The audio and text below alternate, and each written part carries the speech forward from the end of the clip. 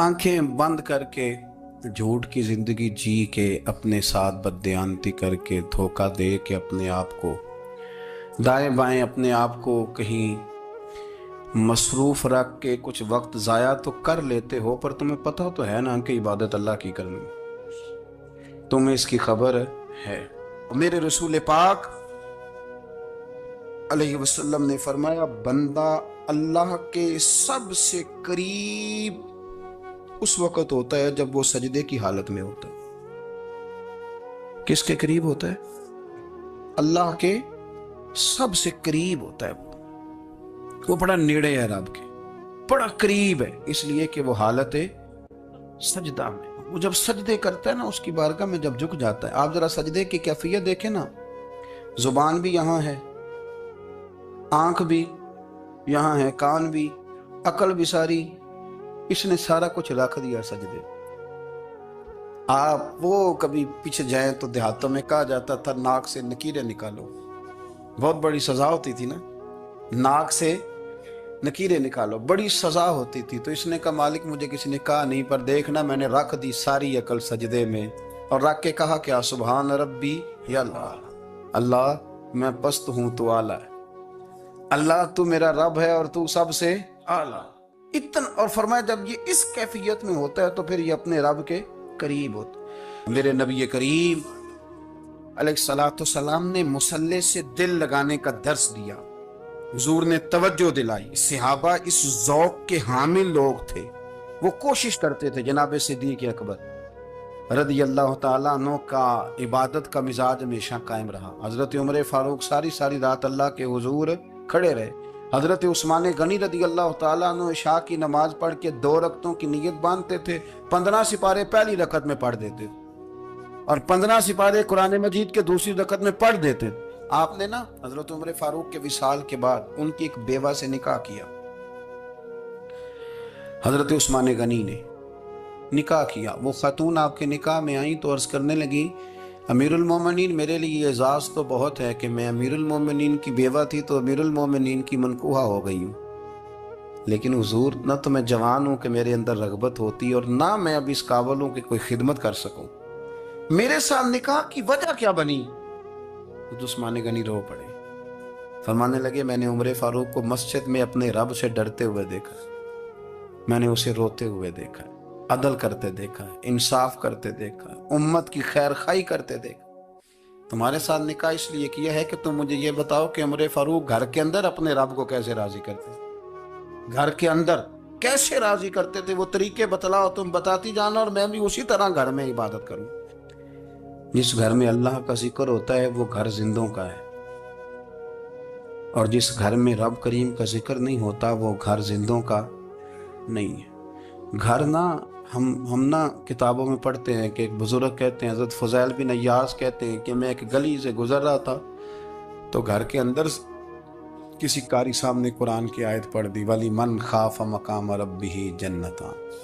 मैं तो मेरे कानों से टकराई तो अल्लाह ने मेरी काया ही पलट दी, मैं तौबा कर गया। अब घर के अंदर से आवाज़ आए तो सही ना तिलावत की, पर अंदर से आवाज़ आती नहीं, या डेक बजने की आवाज़ आती है, या टीवी चलने की आवाज़ आती है, या धूम मचाने की आवाज़ आती है। इबादत का वो जो ख़ास शौक़ था, वो जो हुस्न था, वो जो तवानाई थी, वो जो बात थी। एक जगह पे हम बैठे थे तो वहाँ एक साहब आए और उन्होंने आते ही कहा कि मेहरबानी करें ज़रा मुझे मुसल्ला दे दें, मेरे ना कुछ नफल रह गए।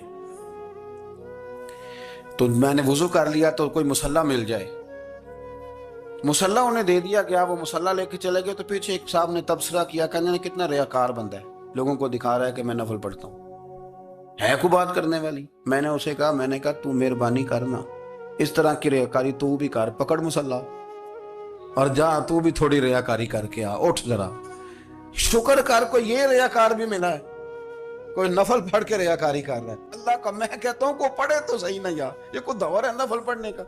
इसमें तो लोगों का मिजाज ही नहीं, तबीयत ही नहीं। मैंने कहा चल मेहरबानी कर, ये ले मुसल्ला और तू भी जा थोड़ी सी, या कार्या रियाकारी करो तो सही ना, मिजाज ही नहीं। ज़ौक़ जुम्मे की नमाज पढ़ के यूं दुनिया भागती है, ओहो हो पता नहीं कौन सी पीछे आग थी जो बुझाई जाएगी। और आज तक लोग मसला पूछ रहे हैं कि जुम्मे की बाद वाली सुन्नतें कितनी होती हैं। मैंने कहा कितने साल हो गए जुम्मा पढ़ते, कितने साल हो गए, अभी तक सुन्नतों का नहीं पता। ابھی تک نہیں علم کے پہلے کتنی رکھتے ہیں اور بعد میں کتنی رکھتے ہیں. فجر کی سنتیں کب پڑھنی چاہیے؟ سنو فجر کی سنتوں کے بارے میں. میرے رسول کریم سید عالم صلی اللہ تعالی علیہ وسلم سے ایک صحابی نے پوچھا تھا، حضور میری فجر کی سنتیں رہ گئیں یا رہ جاتی ہیں تو حکم کیا ہے؟ کیا انداز ہے حضور کا. بخاری مسلم کے لفظ سنو. حضور سید عالم صلی اللہ علیہ وسلم فرمانے لگے، اس نے کیا پوچھا تھا؟ حضور جواب کیا دیتے؟ فرمایا فجر کی سنتیں کبھی نہ چھوڑنا، فجر کی پہلی 2 سنتیں کبھی نہ چھوڑنا. یا رسول اللہ صلی اللہ تعالی علیہ وسلم میری رہ گئی ہیں، رہ جاتی ہیں. فرمایا فجر کی 2 سنتیں نہ چھوڑنا. فرمایا فجر کی پہلی 2 سنتیں مجھے دنیا اور دنیا کے اندر جو کچھ ہے وہ سب سے زیادہ پیاری ہے. فجر کی 2 سنتیں دنیا اور دنیا میں جو کچھ ہے مجھے وہ سب سے زیادہ پیاری ہے. اس لیے فجر کی سنتیں نہ چھوڑنا. اپنا ذوق، اپنی طبیعت، ہم نے نا ذوق غلط بنا لیا. اگر 20 بندے کہہ بھی دیں گے تو نے بڑی شاندار تلاوت کیا تو کیا اس سے بنے گا؟ 100 بندہ کہہ بھی دے تیری کیا بات ہے، کیا بات ہے نعت خاں کی، کیا بات ہے علامہ صاحب کی، پیر صاحب کی، پیر مہر علی شاہ صاحب رحمت اللہ علیہ. آپ تشریف فرما تھے تو آپ کے ایک ہی بیٹے بابو جی جن کو کہا جاتا ہے، جس دن صاحبزادے پیدا ہوئے تو خادم نہ وہاں سے نکلا. ان لوگوں کے شوق اور طرح کے تھے نا، تو ان کی توجہ بھی اپنے شوق کی طرف رہتی. تو خادم نکلا اندر سے، پیر صاحب مبارک ہو، پیر صاحب مبارک ہو، پیر صاحب مبارک ہو، پیر صاحب مبارک ہو، شور کر رہے. تو پیر صاحب کو وجد ہو گیا، اللہ اکبر اللہ اکبر اللہ. کیا ہوا؟ کس بات کی مبارک دے رہے ہو؟ اس کی حضور اللہ نے بیٹا دیا. تو آپ فرمانے لگے اچھا حضور آپ کیا ہوا، آپ تو پریشان ہو گئے. فرمانے لگے جب تو نے 3 دفعہ کہا نا مہر علی کو مبارک ہو تو میں سمجھا تھا شاید تجھے کسی نے بتا دیا ہے کہ مہر علی سے اللہ راضی ہوگی. میں سمجھا تھا کہ شاید تو یہ خبر لے کے آیا ہے کہ کسی نے بتایا ہے کہ مجھے آج خبر ملی ہے کہ مہر علی سے رب اچھا پتر ہوا ہے. الحمدللہ اللہ کا شکر ہے. پر میرے لیے مبارک کا دن وہ ہوگا جب میرا رب کہے گا کہ میں مہر علی سے راضی ہوں. میرے محبوب کہیں گے کہ میں مہر علی سے. آپ بات کو سمجھیں. شوق ہی کسی اور طرف تھا، دل ہی کہیں اور لگا ہوا تھا، طبیعت ہی کہیں اور مائل تھی. کوئی وظیفہ پوچھتے تھے تو پڑھتے تھے وہ لوگ، کچھ اللہ اللہ انہیں بتائی جاتی تھی تو کرنے کا ذوق رکھتے تھے. طبیعت تھی، قائل تھے. حضرت ربیع کہتے ہیں میں بڑی دور سے سفر کر کے گیا حضرت اویس کرنی سے ملنے، بڑی دور سے. اور جب میں پہنچا تو فجر کا وقت تھا. تو حضرت اویس کرنی کو میں نے پا لیا. تو وہ نماز پڑھ کے نا قرآن شریف لے کے بیٹھ گئے. فرماتے ہیں اشراق چاشت کا وقت ہوا تو نفلوں کی نیت باندھ لی. محدث ابن الجوزی نے لکھا ہے، فرماتے ہیں پھر جب زوال کا وقت ہوا تو مسجد میں جھاڑو دینے لگ گئے. زور کی نماز پڑھ کے تو عصر کی تیاری تک وہ مسجد میں بیٹھے رہے. اور میرے نبی پاک علیہ السلام نے فرمایا جو نماز کے انتظار میں بیٹھا ہو وہ نماز ہی میں ہے، وہ نماز ہی میں ہے. فرمایا میری دنیا، میری امت کی جو رہبانیت ہے نا وہ اتنی ہے کہ نماز کا انتظار کرے. اذان کے بعد نماز کا یہ راہب ہے، یہ اس وقت چھوڑ کے بیٹھے ہیں سارا کچھ. فرماتے ہیں عصر تک انہوں نے اللہ اللہ کی، پھر مغرب تک کی، عشاء کی نماز ہوئی تو نماز پڑھی تو وہ تھک گئے. اب مجھے وہ فارغ ہوں مصلی چھوڑے تو میں ملاقات کروں نا. یہ آپ حیران نہ ہو کہ اتنی دیر بندہ کیسے اللہ اللہ کر. ہم نے کی نہیں نا اس لیے ہم پریشان ہیں. جو عادی ہوتے ہیں وہ کر بھی لیتے ہیں. وہ یہ کام، میری بات کی سمجھ آ رہی ہے؟ جب جاتے ہو کسی دفتر میں تو 8 گھنٹے کھڑے رہ لیتے ہو نا، مجبوری ہوتی ہے تو کھڑے رہا جا سکتا ہے. پاسپورٹ کے دفتر بولیے، امیگریشن کی لائنوں میں، اور میں نے تو ایمبیسیوں میں بندے 12 گھنٹے پہلے جا کے کھڑے دیکھے، رہ لیتے ہیں کھڑے. تو اگر ان کاموں کے لیے رہا جاتا ہے تو اللہ رسول کے لیے بھی کھڑے رہا جا سکتا ہے. تو فرمانے لگے کہ جب عشاء کی نماز کے بعد آخر انسان تھے، تھک گئے، نیند کا غلبہ ہوا تو تھوڑی ایسے آنکھ بند ہوئی تو کھلی تو رونے لگے. حضرت ویسے کر دیا، رو کے کہنے لگے مالک مجھے غافل تو نہ کر، ابھی میں نے کیا بھی کچھ نہیں، دن ختم ہو گیا، کوئی نفل نہیں، کوئی اللہ اللہ نہیں، اللہ مجھے غافل نہ کر، میری مدد فرما. فرماتے ہیں جب وہ روئے تو میرے ساتھ جو شخص تھا میں نے کہا اٹھو چلیں. کہنے لگا حضور ملنا نہیں. فرمایا جو میں لینے آیا تھا وہ مجھے مل گیا ہے، جو میں ان سے سیکھنے آیا تھا وہ مجھے نصیب ہو گیا، اب اور میں نے کیا لینا، ختم ہو گئی بات، اٹھو چلیں. اللہ کے بندوں نے حضرت ربیعہ بن کعب اسلمی رضی اللہ تعالیٰ عنہ فرماتے ہیں کہتے ہیں جب بنو قریظہ اور بنو نذیر یہودیوں کے ساتھ حضور علیہ السلام نے جنگ کا اعلان فرمایا تو وہ دشمن ہو گئے. ہمیں خطرہ تھا کہ وہ رات کو کہیں محبوب کو تکلیف نہ دیں، تو کچھ لوگ نا تلواریں لے کے نبی پاک کے دروازے پہ پہرے داری کرتے تھے. گن مین رکھنا حرام نہیں، اگر کسی کو واقعی خطرہ ہو تو اس کے لیے سنت بھی ہے. حضرت علی المرتضیٰ تلوار لے کے حضور کے گھر کا پہرا دیتے تھے. حضرت ربیعہ بن کعب اسلمی رضی اللہ تعالیٰ عنہ فرماتے ہیں کہ رات میری ڈیوٹی تھی کہ میں حضور کے گھر کا پہرا دوں گا، تو فرماتے ہیں میں باہر سن رہا تھا، ساری رات ہی میرے نبی پاک نے اللہ کی تسبیح پڑھی. ساری رات، کبھی تسبیح، کبھی تحلیل، کبھی تحمید، کبھی تکبیر، ساری رات. فرماتے ہیں ساری رات حضور پڑھتے رہے اور ساری رات ہی میں سنتا رہا.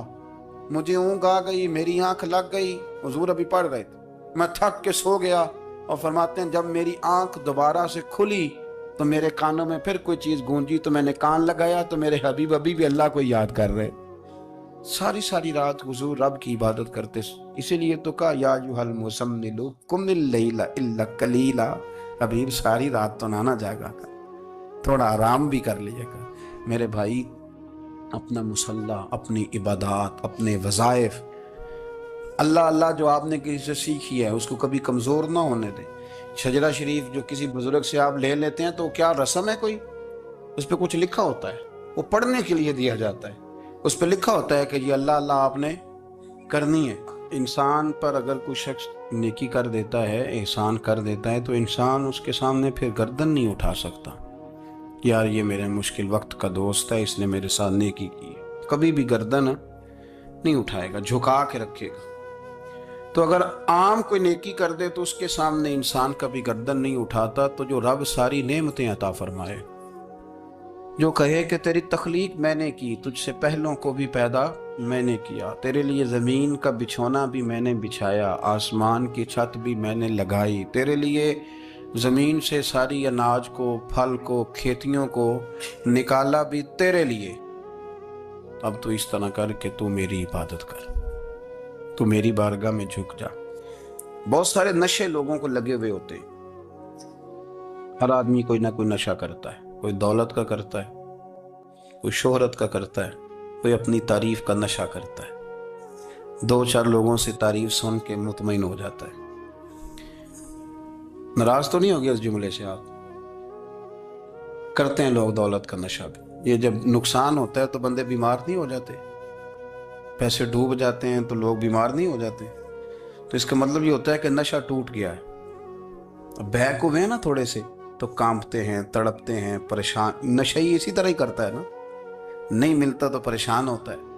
یہ سارے نشے ہیں، مختلف قسم کا نشہ. ہم مانتے نہیں اس بات کو، تسلیم نہیں کرتے، کیونکہ تسلیم کرنا بڑا مشکل کام ہے. اس کے لیے تو بڑی ساری چیزیں جو ہیں وہ دبوچ کے اور بڑی سارے رستے پھلانگ کے آنا پڑتا ہے. تو بڑا مشکل ہے ماننا، ورنہ کرتے ہیں ہم. ہمارا مزاج ہے. یہ گھومنے پھرنے کا، دنیا دیکھنے کا بھی ایک نشہ ہے. یہ بہت ساری باتیں کرنے کا بھی ایک نشہ ہے. گپ شپ کا بھی ایک نشہ ہے. دو چار لوگوں کی جب تک پگڑیاں نہ کھول لیں، بعض لوگوں کو نیند نہیں آتی. یہ غیبت کا، چغلی کا، بددیانتی کا، یہ بھی ایک نشہ ہے. اس پر ملا رومی رحمت اللہ نے بڑا کلام لکھا ہے. وہ کہتے ہیں مانگ کے کھانے کا بھی نشہ ہے، مانگ کے کھانے کا بھی نشہ ہے. وہ کہتے ہیں کہ ایک بھیک مانگنے والی خاتون تھی، تو بادشاہ کے پاس بھیک مانگنے آئی تو بادشاہ کو پسند آ گئی، اس نے شادی کر لی. اب اس کو عادت تھی بھیک مانگ کے کھانے کی، تو وہ کنیزوں سے کہا کرتی تھی کہ فٹافٹ نہ روٹی لے کے آیا کرو، میں 2-3 دفعہ مانگوں تو پھر لایا کرو. کیونکہ ایک نشہ ہے نا، تو میں مانگوں 2-4 دفعہ تو پھر. تو انسان بہت سارے نشے کرتا ہے، یہ مانتا نہیں. یہ موبائل، یہ فیس بک، یہ سارے نشے ہی ہیں. اپنی فوٹو لگا لینا، سارا دن اسی کو دیکھتے رہنا. اور بڑے بڑے سیانے بندے جو وزادار ہیں، بڑے وزادار لوگ ہیں، لیکن وہ بھی سنجیدگی کے قائل نہیں، اس طرح کے نشوں کا شکار ہیں. یہ سارے نشے ہیں جو ہم نے پال لیے. ہمارے صوفیاء، ہمارے بزرگ فرماتے ہیں کہ تم اس طرح کرو، اگر سارے نشوں سے بچنا چاہتے ہو تو سجدے کا نشہ شروع کرو. سجدے کا نشہ شروع کرو. یہ نا اقبال کہتے ہیں، عطار ہو، رومی ہو، رازی، آپ بات کو سمجھیں، عطار ہو، رومی ہو راضی ہو غزالی ہو کچھ ہاتھ نہیں آتا بے آہ سحر گاہی. کہتے بہت بڑا صوفی ہو جیسے فرید الدین عطار تھے، بہت بڑا تصوف کا امام ہو جیسے امام غزالی تھے، بہت بڑا تفسیر کا استاد ہو جیسے امام رازی ہو، عطار ہو رومی ہو رازی ہو غزالی ہو، پر کچھ ہاتھ نہیں آتا بے آہ سحر گاہی. اگر سویرے اٹھ کے روتا نہیں نا اللہ کی بارگاہ، اگر تہجد نہیں نہ پڑھتا تو کچھ ہاتھ نہیں آتا بے آہ سحر گاہی. پھر اس کو کوئی چیز نصیب، میری بات کی سمجھ آ رہی ہے آپ حضرات؟ جب تک آپ سویرے نہیں اٹھتے، آپ اللہ اللہ نہیں کرتے، آپ کو نوافل کا چسکا نہیں، عبادت کا مزہ نہیں، فرمایا میری عبادت کرو، یہ شوق پیدا کرو، میں نے تمہیں پیدا کیا ہے. ہم لوگوں کے نشے مختلف نشے، بڑا عجیب رنگ ہے. محفل کی صدارت کرنے والے بڑے پیر صاحب، بڑے القابات، او خو بیچ میں سے بندہ تلاش کرنے سے بھی نہیں مل رہا، اتنے بڑے لقب ہیں اس کے. لیکن وہ سج سنور کے 2.5 گھنٹے بیٹھا رہا محفل میں، اور نماز کا وقت آیا تو اس نے مختصر سی پڑھی، وہ نکل گیا. ہلکے سے سجدے کیے. او اتنا بڑا عشق رسول نعت کا، او ہو کیا بات ہے. اور عشق رسول کا بہت بڑا پیغامبر، بہت بڑا مبلغ، وہ بیچارہ سمجھ ہی نہیں سکا کہ اللہ کے رسول نے فرمایا تو نماز پڑھ میری آنکھیں ٹھنڈی ہو جائیں گی. تو یہ نشے کے عادی تو ہیں پر حقیقت کے قائل نہیں ہیں. یہ بس ٹھیک ہے خوابوں کی دنیا میں لوگ زندہ ہیں، پر جن کو یہ جو نشہ تھا نا عبادت کا، یہ میرے رسول پاک کی چاہت ہے، یہ میرے نبی کریم علیہ السلام کی. آپ دیکھیں نا حضور مہینوں جا کے غار حرا میں بیٹھتے، کیا وہاں تبلیغ کرتے تھے؟ کوئی کتاب لکھتے تھے؟ رسول کریم علیہ السلام مہینہ رہتے غار حرا میں. کوئی نہ مجھے دیکھے، کوئی نہ مجھے ملے، حضور یہاں کیا ہے؟ فرمایا میں اپنے رب کی عبادت کروں گا. نبی کریم علیہ السلام نے سجدوں کے ساتھ پتھروں اور پہاڑوں کو آباد کر دیا، سجدوں کے ساتھ. آپ کا سجدہ آپ کو بہت ساری چیزوں سے چھڑا لیتا ہے، یہ بہت ساری جگہوں سے جھکنے سے بچا لیتا ہے. صوفیاء اولیاء یہ کیا کرتے تھے؟ یہ سجدے کا ذوق ہی تو پیدا کرتے تھے. سجدے کا ذوق شاہ عبدالعزیز دباغ رحمت اللہ تعالی علیہ اپنے مریدوں سے فرمایا کرتے تھے کہ اگر تم پکے نمازی بن جاؤ نا، تہجد گزار ہو جاؤ، تو میرے پاس آنا جانا چھوڑ دینا. عرض کی حضور کیوں؟ فرمایا میں تمہارے اور رب رسول کے راستے میں رکاوٹ نہیں بننا چاہتا، اور میرا مقصود ہے تمہیں وہاں تک پہنچانا. جب پہنچ گئے تو پھر میری ضرورت ختم ہو گئی. ہاں کبھی وسوس آئے، شک پیدا ہو، تکلیف ہو تو آنا. بیت المقدس پر قبضہ تھا عیسائیوں کا، تو صلاح الدین بڑے پریشان تھے. بابا جی کہنے لگے پتر کیا ہوا؟ کہنے لگے حضور پتہ چلا ہے دشمن کے 2 بحری بیڑے اسلحہ لے کے آ رہے ہیں. مسلمان پہلے ہی کمزور ہیں، اور اب اگر 2 بحری بیڑے اور آ گئے تو حضور مسئلہ بن جائے گا. تو میں پریشان ہوں کہ کس طرح یہ کم مسئلے والی ہماری فوج ہے کیسے مقابلہ کرے گی. تو بابا جی کہنے لگے پتر اس طرح کرنا، آج رات تو بھی دعا کرنا اور میں بھی کروں گا، تو بھی دعا کرنا. آپ ناراض نہ ہونا، ہم تو پیروں والے ہیں، ہم تو پیروں کے نوکر غلام ہیں، ہمارا تو گزارا ہی نہیں، ہمیں تو ملتا ہے سارا کچھ وہاں سے. پر میرا سوال یہ ہے کہ تعویذ لینے جاتے ہو نفل کیوں نہیں پڑھتے؟ رات اللہ اللہ کیوں نہیں کرتے؟ یہ بھی تو ہمارے بزرگوں کا ہی طریقہ ہے، انہوں نے تو ہمیں سکھایا ہے. صلاح الدین ایوبی سے بزرگوں نے کہا کہ رات آج نا اللہ اللہ کرنا، تو میں تیرے لیے دعا کروں گا، تو بھی دعا کرنا. تو بندہ جب دکھی ہوتا ہے تو سجدہ کرتا ہے، تو پھر ہی تو مصلی بھیگ جاتا ہے، پھر ہی تو مزہ آتا ہے. سکھی بندہ تو کعبے جا کے نہیں روتا. دکھی تھے، تکلیف تھی، تو سر رکھا سجدے میں تو تڑپ گئے. اور وہ بابا جی کہتے ہیں میں مسجد آیا تو صلاح الدین چیخے مار کے رو رہا تھا اور کہہ رہا تھا مالک میں کوئی اپنی شان کے لیے تو نہیں نہ لڑ رہا، اللہ کو میں کوئی قبضوں کے لیے تو نہیں لڑ رہا، مالک تیرے لیے لڑ رہا ہوں، مجھے بے آبرو نہ کرنا، میری مدد فرمانا. کہتے ہیں میں آیا تھا کہ مسجد میں دعا کروں گا، پر صلاح الدین ایوبی کو روتے دیکھا تو میں لوٹ گیا. تو سویرے صلاح الدین ملے تو بڑے خوش تھے. میں نے کہا پتر کیا ہوا؟ کہنے لگے حضور وہ بحری بیڑے 2 آ رہے تھے نا اسلحہ لے کے، دونوں ڈوب گئے پانی میں. پانی میں ڈوب گئے تو بابا جی کہنے لگے صلاح الدین وہ پانی میں نہیں ڈوبے، وہ تیرے آنسوؤں میں ڈوب گئے، وہ غرق ہو گئے، وہ جو تو نے مسلح بات کیا تو وہ تیرے آنسوؤں میں ڈوب گئے، وہ غرق ہو گئے، وہ تباہ اتنے قیمتی تھے تیرے آنسو کے بہا لے گئے دشمن کے بحری بیڑوں کو۔ میرے بھائی ٹھیک ہو گیا جی، میرے عزیز سمجھ لیں اس بات کو ہمیشہ کے لیے، اور اس پر غور کرنے اچھے طریقے سے کہ میرے رسول کریم سید عالم صلی اللہ علیہ وسلم نے نا ہماری توجہ دلائی، حضور نے ہمیں بتلایا، ہمارا ذوق بڑھایا عبادت کی طرف۔ ایک صحابی تھے حضرت ابو فاطمہ رضی اللہ تعالیٰ عنہ، یہ ترمذی شریف کی حدیث ہے۔ نبی پاک علیہ السلام نے فرمایا ابو فاطمہ قیامت کے دن مجھ سے جلدی ملنا چاہتے ہو کہ دیر کے ساتھ؟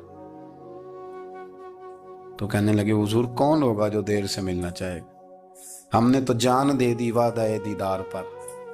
اعلیٰ حضرت فرماتے ہیں جان دے دی وعدہ اور نقد اپنا دام ہو ہی جائے گا۔ مجھے لگتا ہے کہ یہ سودا نقد و نقد ہو جانا ہے، چونکہ ہم نے جان دے دی وعدہ دیدار پر۔ آپ نے وعدہ کیا تھا کہ مریں گے تو پھر زیارت ہوگی، تو مر گئے ہم زیارت کی خاطر۔ جان دے دی وعدہ دیدار پر تو نقد اپنا دام ہو ہی جائے گا۔ اے رضا ہر کام کا ایک وقت ہے، دل کو بھی آرام ہو ہی جائے گا۔ تو حضرت ابو فاطمہ رضی اللہ تعالیٰ عنہ سے نبی پاک صلی اللہ علیہ وسلم نے فرمایا جلدی ملنا چاہتے ہو کہ دیر سے؟ اس کی حضور فٹافٹ ملنا ہے، میں نے قیامت کے دن آپ سے جلدی ملنا ہے۔ تو نبی پاک علیہ السلام نے فرمایا پھر اس طرح کرنا، دنیا میں رہ کے سجدے زیادہ کرنا، پھر سجدے زیادہ کرنا، قیامت میں ملاقات جلدی ہو جائے، قرب ملے گا تمہیں۔ اپنے بچوں کے اندر دیکھیں نا، ہم شوق پیدا کرتے ہیں، ہمیں صحیح لفظ نہیں بولنے آتے پر ہم بچوں میں شوق پیدا کرتے ہیں کہ پتر ڈاکٹر بن جائے گا تو بڑا نفع کرے گا، تو لوگوں کی خدمت کرے گا، ملک و ملت کی خدمت کرے گا، تیرے ابا کا نام روشن ہوگا، تیرے دادا کی تعریفیں ہوں گی۔ ہم یہ ذوق پیدا کرتے ہیں، ہم اپنے نوجوانوں کے اندر یہ فکر پیدا کرتے ہیں، انہیں ہم سمجھاتے ہیں کہ میاں جب تم پڑھو گے، محنت کرو گے تو فلاں آدمی کی طرح تمہارا نام ہوگا۔ یہ جتنا ذوق ہم بچوں کے اندر ان چیزوں کا پیدا کرتے، ہمیں حکم ہے کسی طرح ہم ذوق پیدا کریں کہ پتر نماز پڑھے گا تو اللہ راضی ہو جائے گا، تو سجدہ کرے گا۔ دیکھیں نا میرے رسول کریم علیہ السلام نے فرمایا 7 سال کے بچے کو مسجد لے کے جاؤ، یعنی اسے شوق دلاؤ، اس کے اندر یہ خاصیت پیدا کرو کہ اس کا دل کرے مسجد میں جانے کو، اس کے اندر یہ خصوصیات لاؤ کہ وہ ہمارے ہاں نا ہر چیز کو پرموٹ کیا جا رہا ہے، ہر چیز کو، یعنی سر سنگیت سکھانے کے لیے اکیڈمیاں بن گئی ہیں، ہر شے پرموٹ ہو رہی ہے، عبادت کا جذبہ کم ہوتا جا رہا ہے، اللہ کا ذوق ہمارے اندر نہیں رہا۔ اور اتنا مشکل ہم نے اپنے لیے بنا لیا ہے کہ وہ بندہ جو بڑی زبردست مذہبی گفتگو کر رہا تھا اور تگڑی بات کر رہا تھا، کیا بات ہے، لیکن نماز کے بارے میں کمزوری دکھا جاتا ہے، نوافل کے بارے میں وہ چپکے سے نکل جاتا ہے۔ امام احمد بن حنبل رحمۃ اللہ تعالی علیہ، مسند امام احمد بن حنبل 14 جلدوں میں ہے مارکیٹ میں، اور مجھے تو خیر پسند ہی بڑی ہے، میں نے تو کئی دفعہ پڑھی ہے، اور کیا بات ہے امام احمد بن حنبل کی، کیسے تگڑے قسم کے محدث تھے اور اللہ نے کتنا انہیں اعزاز عطا فرمایا ہوا۔ یہ کوڑے بھی کھاتے تھے دین کی خاطر، سارا کرتا لہو سے بھر بھی جایا کرتا تھا، بڑا اعزاز والا شخص تھے، بڑے اعزاز والے، حدیثیں جمع کرنا، حدیثیں لکھنا، حدیث پڑھانا، سارا دن رہتے تھے، کہہ سکتے تھے کہ میں کر تو رہا ہوں کام، اور حدیث بھی موجود ہے کہ عالم عابد سے افضل ہوتا ہے، پر اس کے باوجود امام احمد بن حنبل رحمۃ اللہ علیہ 300 نفل فرض نمازوں کے علاوہ پڑھا کرتے تھے، 300 نوافل روز پڑھا کرتے تھے۔ ان کے بیٹے نے کہا ابا جی مکان خریدنا ہے تو وہ جگہ کہاں کر کے لوں، بہت ساری آبادیاں، تو فرمایا پتر وہاں لینا جہاں مسجد قریب ہو۔ میرے رسول کریم سید عالم صلی اللہ علیہ وسلم اتنا پسند کرتے مسجد کو، اتنا پسند کرتے نماز کو، کہ رسول کریم صلی اللہ علیہ وسلم تہجد کی نماز بھی پڑھتے، پھر حضور فجر کی نماز بھی پڑھتے، نبی پاک وتر کو الگ کر کے پڑھتے، عشاء کے ساتھ نہیں پڑھتے۔ یہ تو ہم اس لیے اجازت دی ہمارے بزرگوں نے کہ بعد میں اٹھے گا کون علیحدہ وتر پڑھنے کے لیے، عشاء کے ساتھ پڑھ لیں، وتر پڑھتے، تہجد پڑھتے، فجر پڑھتے، اشراق پڑھتے، چاشت پڑھتے، پھر مغرب کی نماز کے بعد 6 رکعت اوابین پڑھتے، پھر رات کو صلاۃ اللیل پڑھتے. سیدہ عائشہ صدیقہ کہتی ہیں زمانہ سو جاتا اور میرے رسول مصلی بچھا کے کھڑے ہو جاتے. او یار کھیتی باڑی کر کے نہیں, محنت مزدوری کر کے نہیں. جناب عائشہ کہتی ہیں میں یہ بھی دیکھتی کہ حضور ایک آیت شروع کرتے تو ساری رات اسی کو پڑھتے, اور میری نظر جاتی تو قدم مبارک پہ ورم آ جاتا. یار نماز پڑھ پڑھ کے, اتنی مشقت کر کے, اتنی جد و جہد کر کے ورم آ گیا. یا رسول اللہ اتنی محنت کیوں کرتے ہو؟ فرمایا افلا اکون عبدا شکورا, کیا میں اپنے رب کا شکر گزار بندہ نہ بنوں؟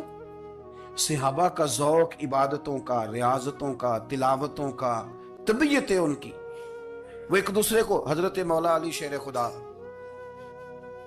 کرم اللہ تعالی وجہ الکریم کے زمانے میں روم کے بادشاہ نے کہا یار یہ مسلمانوں کا پتہ تو کرو, یہ آخر کیوں اتنے زیادہ مجاہد ہیں. اس زمانے میں جاسوس بھیجنے کا مزاج تھا. اب تو جاسوس پکڑا جاتا ہے, اب تو جاسوس ہو, اور جاسوسی کا شوق ویسے آج بھی ہے. عرض کروں تھوڑی سی بات ہی سنوان سے. پتہ کیا ہمارا مسئلہ ہے؟ ہم جہاں جاتے ہیں نا وہاں تھوڑی خوشبو سونگنے کی کوشش کرتے ہیں. وہ کیا ہے تو یہ کیا ہے تو ادھر کیا ہے تو تھوڑا سا ادھر کیا ہے. میرے رسول پاک پڑھیے درود شریف, سارے پڑھیے ذرا زور سے, صلی اللہ تعالی. نبی پاک علیہ السلام نے فرمایا جاسوسی نہ کرنا ورنہ تم بندوں کو خراب کر دو, اور فرمایا اس طرح نہ ہو کہ تم کسی کے آپ کھول نہ نکلو تو تمہارے پہلے کھول جائیں. یہ جو ذوق ہے نا یہ ختم کریں, چھوڑیں. مطلب آپ کس چکر میں پڑے ہوئے ہیں؟ اتنی زیادہ توجہ کرنے کی کیا ضرورت؟ نے کام سے کام رکھیں, اس میں بندہ تھوڑا سا نا آسان رہتا ہے. یہ جو بہت زیادہ ٹٹولنے والے لوگ ہوتے ہیں نا وہ بےچارے پھر عمر ٹٹولتے ہی گزار دیتے ہیں, اس لیے کہ مزاج ہی بہت پکا ہے.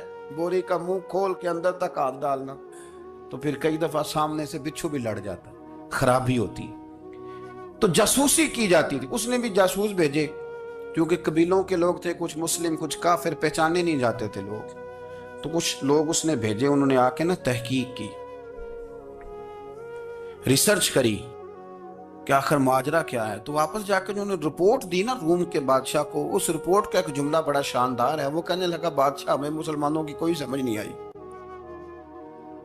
ہمیں کوئی سمجھ نہیں آئی. انہوں نے کہا کیوں نہیں سمجھ آئی؟ کہنے لگے یار عجیب بندے ہیں, جب رات مصلی پہ بیٹھتے ہیں تو یوں لگتا ہے ان کا دنیا سے رشتہ ہی کوئی نہیں, کوئی کسی کو نہیں جانتا. کوئی اپنے دکھ سنا کے رو رہا ہے, کوئی اپنی بات کر کے رو رہا ہے, لگتا ہے کہ ان کا کوئی رشتہ ہے ہی نہیں جب مصلی پہ بیٹھتے ہیں. اور فرمایا جب سویرے یہ جہاد کرنے نکلتے ہیں تو لگتا ہے ان سے زیادہ دلیر ہی کوئی نہیں.